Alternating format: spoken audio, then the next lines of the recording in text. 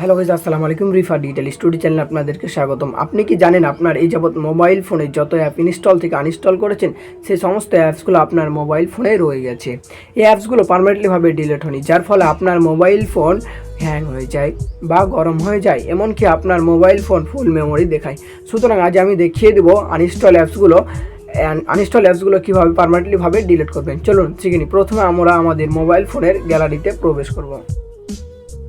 Guys, এখানে play store নামে একটা অপশন আছে, এই অপশনে টাচ দেবো। এখানে ক্লিক করার সাথে সাথে এখানে একটা উপরে একটা জিমেল আইডি আসবে কোনায়, এখানে টাচ দেবো।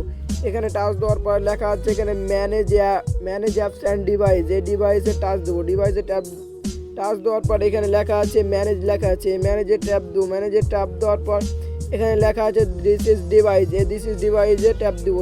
ডিভাইসে ট্যাপ দেওয়ার পর এখানে নট আনইনস্টলড লেখা আছে, এই অনইনস্টলডে ট্যাপ দেবো। ট্যাপ দেওয়ার পর আপনি এইখানে দেখতে পাচ্ছেন যে এগুলো আপনার ডিলিট করার পর আপনার মোবাইল ফোনেই থেকে গেছে।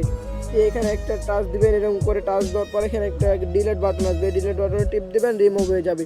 যদি ভিডিওটা ভালো থাকে প্লিজ সাবস্ক্রাইব মাই চ্যানেল আর পাশে থাকা বেল আইকনটি অল করে দেবেন।